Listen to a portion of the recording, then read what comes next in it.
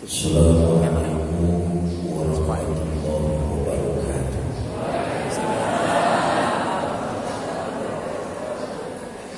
Bismillah walhamdulillah, salatu wassalamu ala rasulillah, amma ba'd. Yang mulia para ulama, para kiai, para habaib, para asatiz dan asatizah, yang saya hormati para tokoh masyarakat Desa Dadapan, DKM Masjid Jami Baitur Rahman, ibu bapak, saudara-saudara kaum muslimin yang saya cintai. Manusia adalah makhluk yang fana. Semakin bertambah usia, semakin kurang juga kemampuannya. Ada orang dadapan yang makin bertambah umurnya, makin lincah dalam kehidupannya. Ada apa tidak? Ya. Orang semakin tua pasti semakin kurang kemampuannya.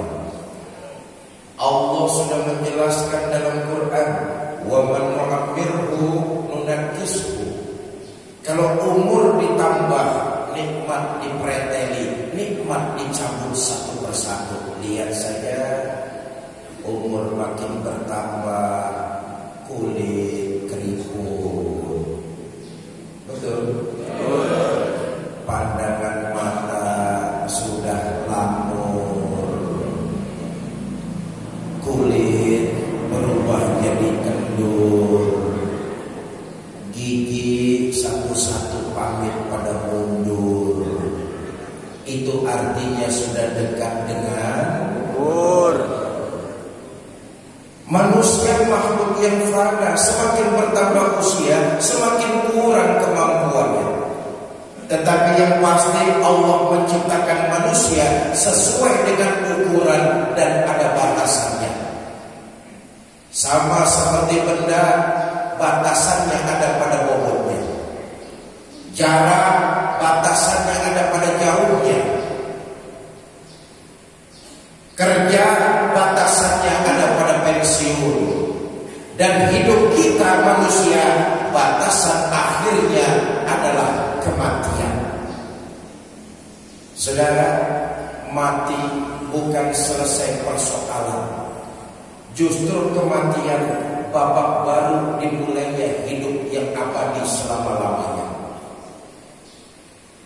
Maka pantas Imam Qurtubi menyatakan, laisal maut bi'adamil mahdi wal fana. Kematian itu bukan cuma sekedar rusaknya raga, hancurnya badan, tetapi kematian menurut Imam Qurtubi berpisahnya ruh dengan jasad. Nah, gini, kita ini Allah ciptakan melalui dua unsur.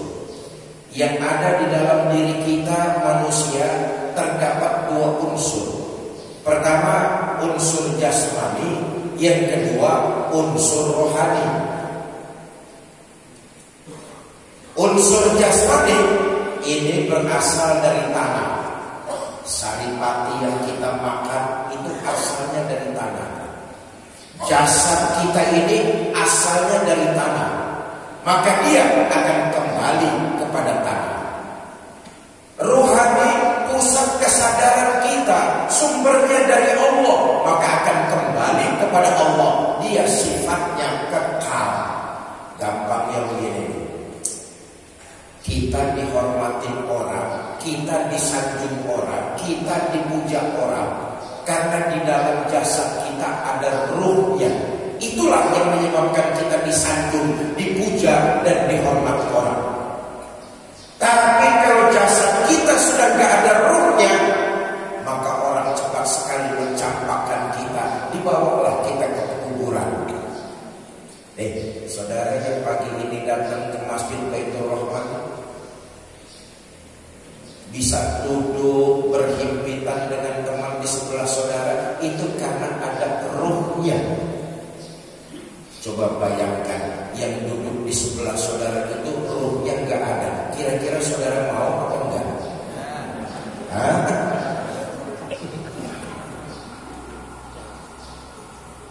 Bapak Ibu saudara-saudara kaum muslimin yang saya cintai, karena itu kita semua pasti akan sampai pada batas akhir dari kehidupan kita di alam dunia. Makanya Imam Ghazali itu beliau menyatakan begini, kita manusia hidup di alam dunia ini persis seperti musafir. Kita ini musafir. Musafir itu pindah-pindah, nggak menetap. Ayo kita lihat, sebelum kita tinggal di alam dunia, kita sudah pernah tinggal di alam ruh. Ini kata Imam Ghazali. Sebelum jasad diciptakan, Allah sudah menciptakan ruh terlebih dahulu. Semua kita pernah tinggal di alam ruh. Berapa lama kita tinggal di alam ruh? Wallahu a'lam. Allah saja yang tahu. Yang pasti kita musafir dari alam ruh. Kita semua pindah kemana? Alam rahim. Semua kita pernah di dalam perut ibu kita. Benar atau tidak? Selamanya di situ? Enggak, sementara. Kenapa? Musafir dari alam ruh kita pindah ke alam rahim, temporer, sementara. Lihat saja, ada yang 7 bulan sudah keluar dari dalam rahim, namanya bayi prematur. Betul atau tidak? Ada yang 9 bulan 10 hari disebut bunting normal. Ada yang 2 tahun disebut bunting kerbau. Begitu keluar beremosan, kelamaan ngetem di dalam itu. Tapi yang pasti di alam rahim temporer, sementara. Kenapa? Kita musafir. Dari alam rahim kita kemana? Dadapan. Nih pagi ini nih kita di Banyuwangi. Apa lama kita hidup di alam dunia? Oh, sebentar saudara, sebentar. Kita akan sampai pada batas akhir dari kehidupan kita. Al-waktu kasoif, perputaran waktu begitu cepat, laksana tajamnya sebuah pedang. Hidup ini gak terasa, tahu-tahu kemarin masih anak-anak, sekarang udah pada gendong anak. Betul apa enggak? Saya ingat betul tahun 89-90, sebelum jalan seperti sekarang, sebelum ada airport dibuka, saya kalau ikut mubeng itu apa? Keliling. Saya kalau ikut keliling sama abang saya tuh Kiai Zainuddin MZ. Saudara kenal Kiai Zainuddin MZ? Kenalan di mana?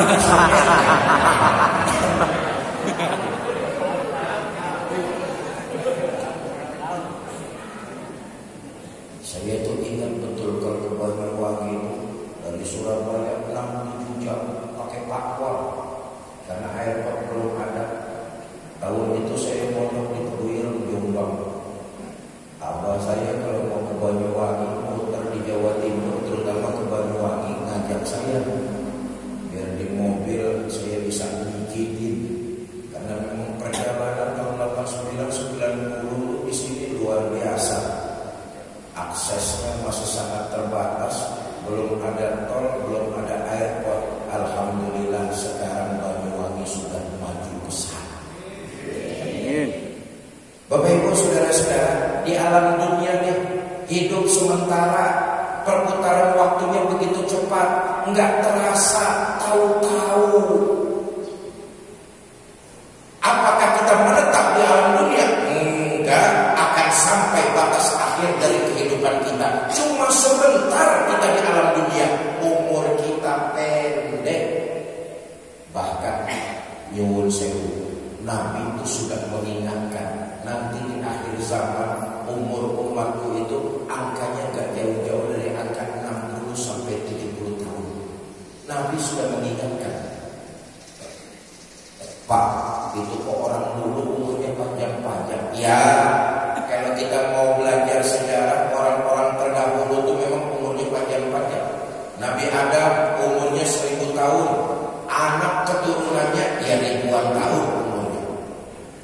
Nabi Nuh umurnya 850 tahun, umatnya ya kira-kira umurnya 850 tahunan. Kita ini umat kanjeng Nabi Muhammad SAW. Beliau sudah pesan sama kita, kita masuk akhir zaman. Kata Nabi, nanti di akhir zaman umur umatku gak ada yang jauh dari angka 60 sampai 70 tahun. Bahkan kalau mau mencontoh hidup Nabi, Nabi itu wafatnya umur 63 tahun. Betul? Makanya yang pagi ini umurnya sudah 62 tahun 11 bulan. Siap-siap. Banyak-banyak makan yang enak. Dari alam dunia kita pindah kemana? Alam akhirat, alam kubur, alam berikut. Sampai kapan kita di alam kubur? Sampai datangnya kiamat. Ya Allah, saudara, kalau bicara tentang alam kubur,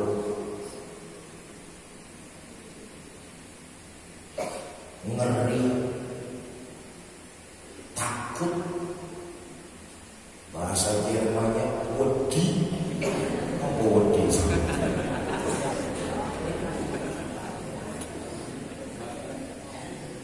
Karena penantian kita di alam kubur sampai datangnya waktu hari kiamat. Ya Allah, beginilah perbedaan waktu di alam kubur dengan dadapan. Bedanya 1000 tahun. Satu hari di dadapan, 1000 tahun di alam kubur. Sampai kapan? Sampai datangnya kiamat. Rada enak kalau malam di kubur, paginya sudah kiamat. Rada enak. Tapi kalau kiamatnya masih 10 tahun, kiamatnya masih 100 tahun, kiamatnya masih 1000 tahun, kalikan saja penantian yang lama di alam kubur. Bapak Ibu, saudara-saudara, saya kembali, kita semua yang hadir akan sampai pada batas dari akhir kehidupan kita. Kenapa? Karena kita musafir, kita nggak menetap. Kalau kita sadar kita musafir dan kita akan melewati meninggalkan alam dunia, maka hidup tidak lain cuma dua yang harus kita pegang erat-erat. Pertama, perkuat nilai-nilai iman kepada Allah Subhanahu wa Ta'ala dan jaga kemurniannya. Tadi sambutan Ketua DKM Pak Anwar Irwan Hasibuan. Pak Irwan Hasibuan ini masih satu kampung sama istri saya, orang Sumatera Utara, Sidempuan. Kalau beliau di Sidempuan, kalau istri saya di Mandailing Natal, Tapanuli Selatan, sama, gak jauh. Saudara, tadi beliau mengatakan bahwa kita ini karena berada di alam dunia, seperti yang saya sampaikan dari Imam Ghazali, kehidupan di alam dunia cuma sementara. Perkuat nilai-nilai keimanan. Beliau tadi menyampaikan kegamanan hati orang-orang tua muslim. Sebentar, beberapa hari ke depan, ini akan memasuki tahun baru Masehi. Betul ya? Disadari atau tidak, diakui atau tidak, nilai agama, nilai iman anak-anak kita sedang digeser dan digerus. Mereka diracuni supaya sedikit demi sedikit jauh dari nilai-nilai ajaran agama. Biarkan di atas KTP mereka tertulis agama Islam, tapi masukkan budaya-budaya yang menyebabkan anak-anak orang Islam sedikit demi sedikit lari dari nilai-nilai ajaran agamanya, termasuk memperingati tahun baru.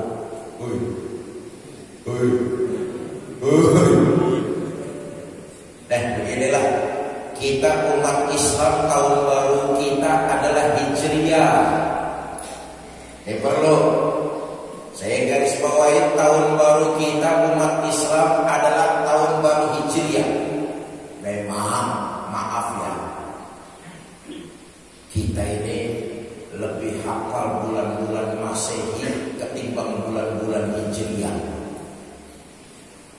Apalagi anak-anak kita tuh, kalau disuruh nyebutin bulan-bulan Masehi, hafal di luar kepala. Januari, Februari, Maret, April, Mei, Juni, Juli sampai Desember hafal di luar kepala. Tapi kalau disuruh menyebutkan bulan-bulan Hijriah, Muharram, Safar, Rabiul Awal, Rabiul Tsani, Jumadil Ula, Jumadil Akhir, Rajab, Sa'ban, Ramadan, Syawal, Zulqa'dah, Zulhijjah, jangankan anaknya, bapak moyangnya juga tidak hafal. Betul apa tidak? Disadari atau enggak, ada upaya untuk mengabulkan nilai-nilai ajaran agama Islam. Biarkan di atas KTP mereka tertulis agama Islam, tapi masukkan budaya-budaya yang menyebabkan anak-anak umat Islam sedikit demi sedikit jauh dan lari dari nilai-nilai ajaran agamanya. Maka kembali saya mengingatkan, kita akan sampai kepada batas akhir dari kehidupan kita. Yang pertama, perkuat nilai iman, jaga kemurnian. Hanya nilai iman ini sajalah yang mampu menyelamatkan kita bahagia hidup di dunia, lebih-lebih di akhirat nanti. Ayo kita lihat, saudara, orang yang beriman di akhirat akan mendapat balasan berupa surga. Bersumber dari Quran dan hadis, ada beberapa macam penghuni surga. Ada orang beriman yang masuk surga. Ada orang beriman yang dimasukkan ke dalam surga. Dan ada orang beriman yang jadi penduduk surga. Loh, kok beda-beda Pak? Iya, karena waktu hidup di Banyuwangi amalannya tidak sama. Ada orang beriman yang masuk surga, ada orang beriman yang dimasukkan ke dalam surga, dan ada orang beriman yang jadi penduduk surga. Kita lihat, saudara, berbeda antara masuk dengan dimasukkan. Kalau masuk ada proses. Bapak Ibu nanti pulang dari Masjid Baitur Rahman sampai rumah, buka pintu pagar, buka pintu depan, buka pintu kamar. Itu namanya masuk rumah. Ada proses. Tapi kalau dimasukkan, ujung-ujung ada di dalam. Nah, ujung-ujung apa bahasa ujung-ujung? Tiba-tiba. Berbeda antara masuk dengan dimasukkan. Kalau masuk ada proses, kalau dimasukkan tahu-tahu ada di dalam. Jelas ini? Jelas? Saya tanya ibu deh, Bu, ibu lebih berasa mana, masuk atau dimasukkan? Sampai yang ngeras lagi.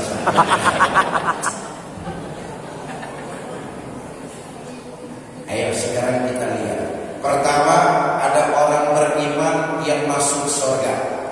Saudara mau masuk surga? Mau masuk surga? Ini yang pertama, tiketnya murah.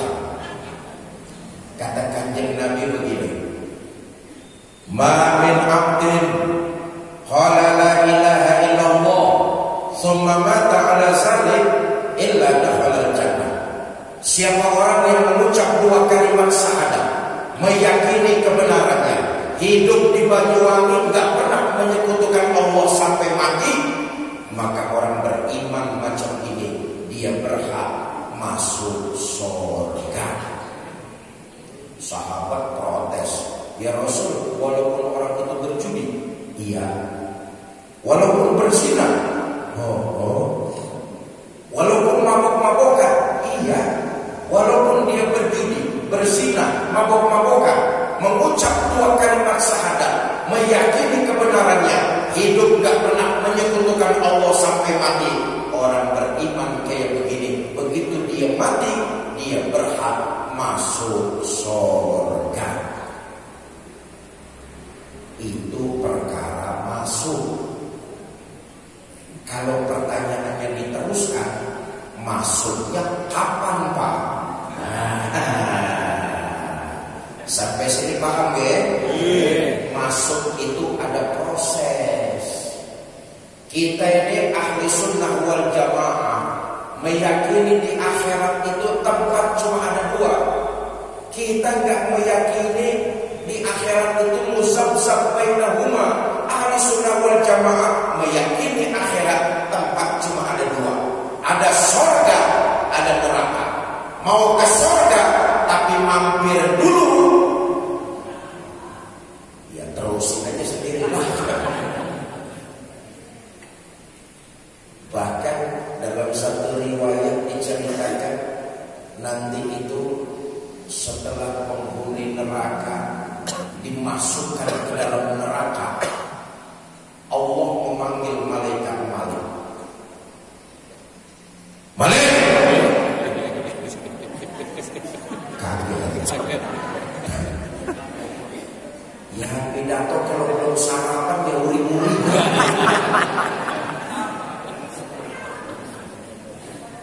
Malik, ya baik ya Allah. Penghuni neraka sudah masuk semua. Sudah ya Allah. Bagus. Kalau begitu Malik, sekarang kamu masuk neraka. Saya ya Allah. Iya. Buat apa? Dalam hadis qudsi Allah menjelaskan, akhriju minan nar man kana fi qalbihi mithqala habatin min khardalin minal iman. Keluarkan orang-orang yang ada di neraka yang di hatinya masih punya iman walaupun seberat biji sawi. Waktu hidup di alam dunia dia enggak pernah menyekutukan aku. Keluarkan mereka dari